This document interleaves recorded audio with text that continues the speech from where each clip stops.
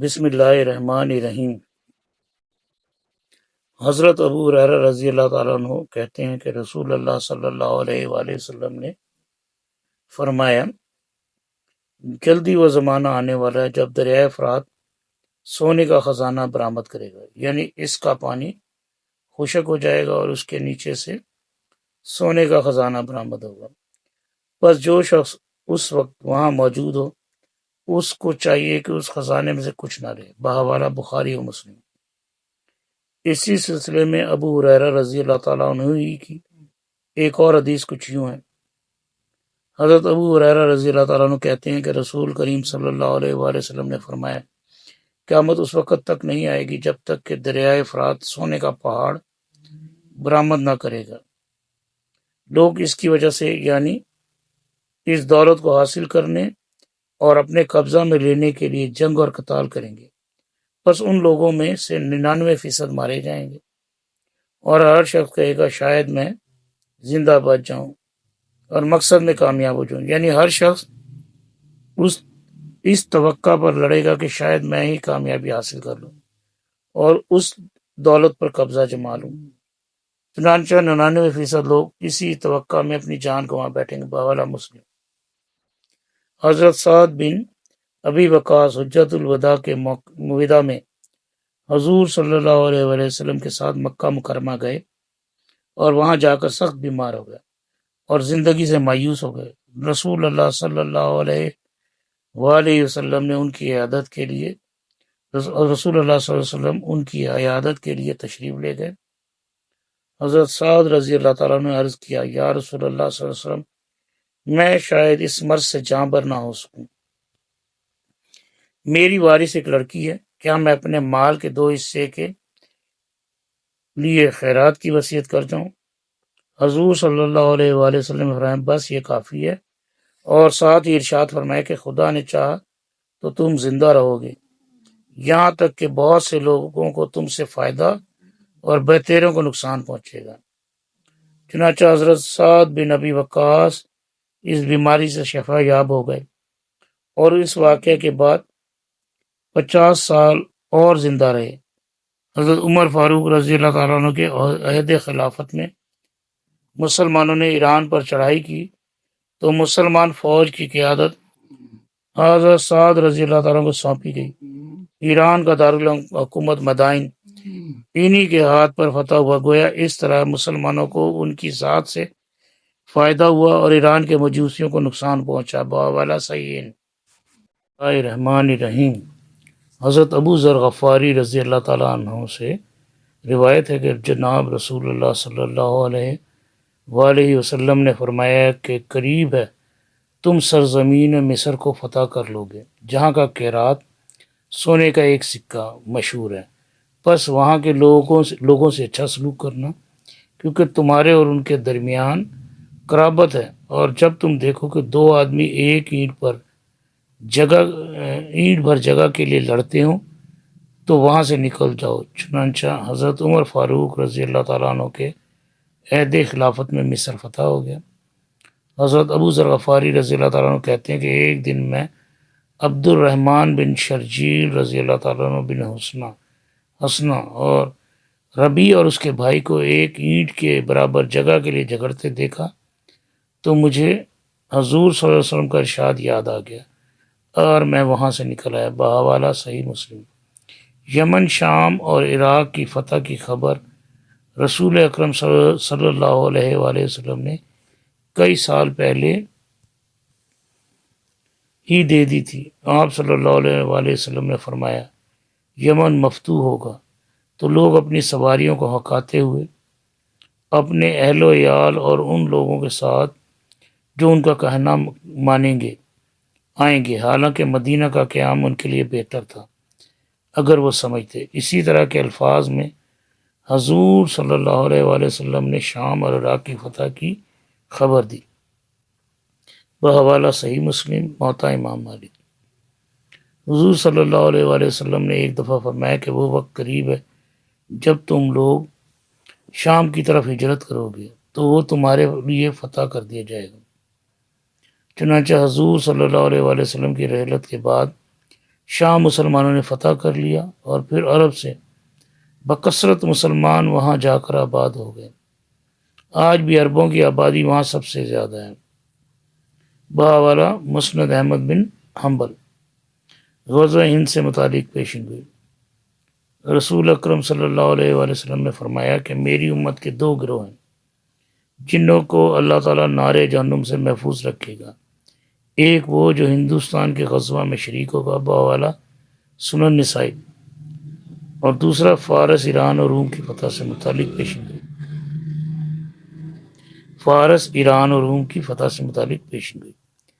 حضرت ابو ہریرہ رضی اللہ تعالیٰ عنہ کہتے ہیں کہ رسول صلی اللہ علیہ وسلم نے فرمایا کسرا ہلاک ہو گیا، اس کسرا کے بعد اور کوئی کسرا نہیں ہوگا۔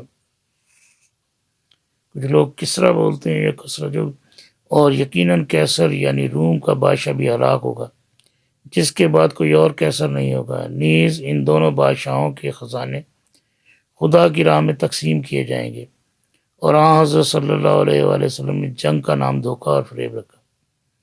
بخاری و مسلم۔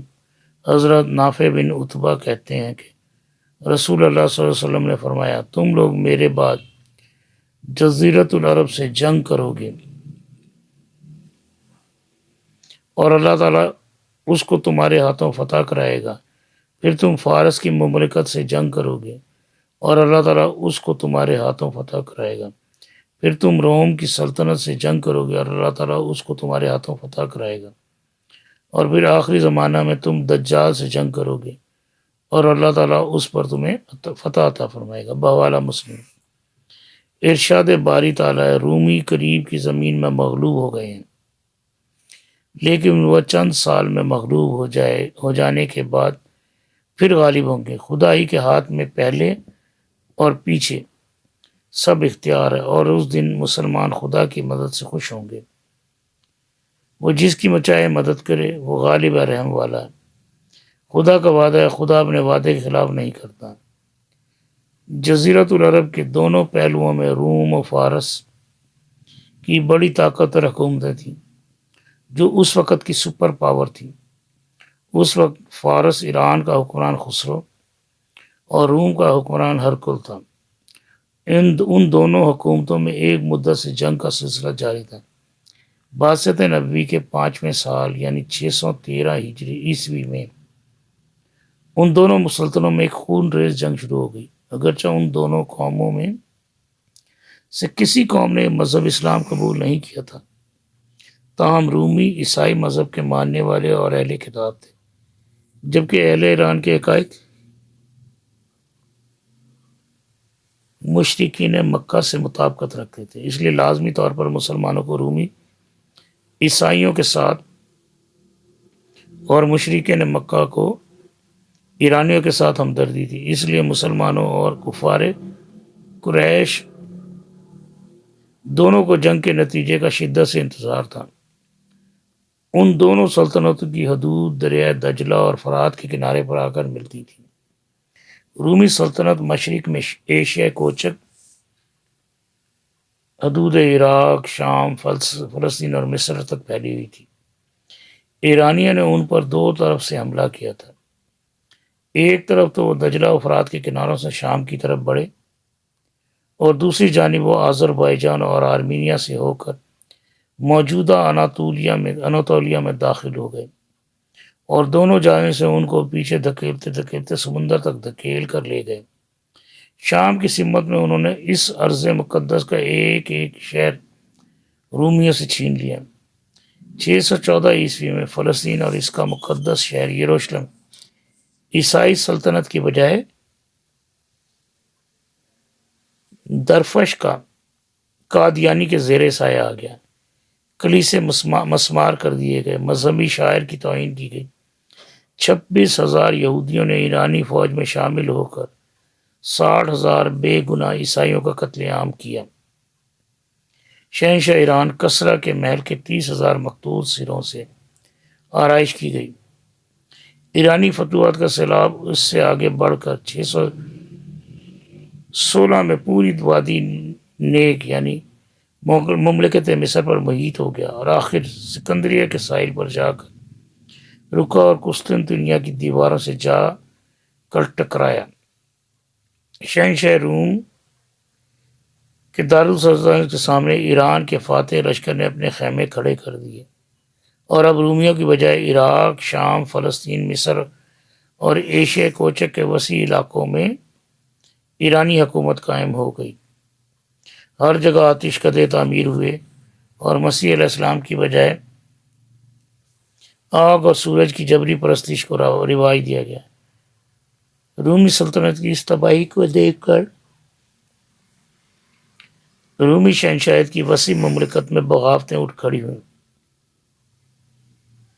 افریقہ میں بھی بغاوت ہو گئی۔ خود قسطنطنیہ کے نزدیک کے علاقوں میں مختلف قومیں قتل و غارت گری میں مصروف ہو گئیں۔ غرض اس وقت سلطنت روما کے پرزے اڑ گئے۔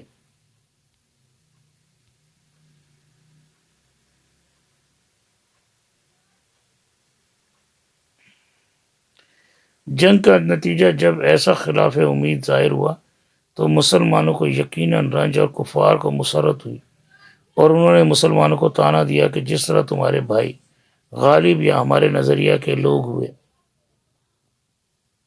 جس طرح ہمارے بھائی غالب ہوئے ہیں، اسی طرح اگر تم ہم سے لڑتے تو ہم غالب ہوتے۔ اس وقت رومیوں کی حالت بہت خراب تھی، اور وہ اپنے مشرقی مقبوضات کا ایک ایک چپا کھو چکے تھے۔ خزانہ خالی تھا، فوج منتشر تھی، ملک میں کئی جگہ بغاوتیں تھیں۔ روم کا بادشاہ ہرقل عیاش بے پرواہ، سست اور توہم پرست تھا۔ ایرانیوں کے فاتح سپہ سالار نے قسطنطنیہ کے دروازے پر پہنچ کر رومیوں کے سامنے حسب ذیل شرائط پیش کی۔ رومی باج یعنی ٹیکس ادا کریں، جو کچھ یوں ہوگا: 1000 ٹالنٹ سونا، 1000 ٹالنٹ چاندی، 1000 جریر کے تھان، 1000 گھوڑے اور 1000 لڑکیاں ایرانیوں کے حوالے کریں۔ رومیوں کی کمزوری کی یہ حالت تھی کہ انہوں نے فوراً ان شرمناک شرائط کو منظور کر لیا۔ جب رومی قاصد شہنشاہ ایران کے دربار میں مصالحت کا پیغام لے کر گیا تو خسرو پرویز نے بڑے غرور سے جواب دیا کہ مجھ کو یہ نہیں بلکہ خود ہرقل زنجیروں میں بندھا ہوا میرے تخت کے نیچے چاہیے، اور اس وقت تک صلح نہیں کروں گا جب تک شہنشاہ روم اپنے مظلوم خدا حضرت عیسیٰ علیہ السلام یا عیسائیت کو چھوڑ کر ہمارے دیوتاؤں کے آگے سر نہ جھکا لیں۔ یہ مظلوم نہیں ہے، مصلوب، یعنی کہ صلیب پر چڑھائے ہوئے۔ یہی وقت تھا جب سورہ روم کی مندرجہ ذیل آیات نازل ہوئی تھی، جو کچھ یوں تھی: سورہ روم، بسم اللہ الرحمن الرحیم، الف لام میم، غلبت الروم فی ادنی الارض وہم من بعد غلبہم سیغلبون فی بضع سنین للہ الامر من قبل ومن بعد یومئذ یفرح المؤمنون بنصر اللہ ینصر من یشاء وہو العزیز الرحیم۔ شروع اللہ کا نام لے کر جو بڑا مہربان نہایت رحم والا ہے۔ الف لام میم، اہل روم مغلوب ہو گئے نزدیک کے ملک میں، اور وہ مغلوب ہونے کے بعد عنقریب غالب آ جائیں گے۔ چند ہی سال میں، پہلے بھی اور بعد میں بھی، اللہ ہی کا حکم ہے، اور اس روز مومن خوش ہو جائیں گے۔ رومی قریب کی زمین میں مغلوب ہو گئے ہیں، لیکن وہ چند سال میں ہی مغلوب ہو جائیں گے اور پھر غالب ہوں گے، اور خدا ہی کے ساحات میں پہلے اور پیچھے سب اختیار ہے۔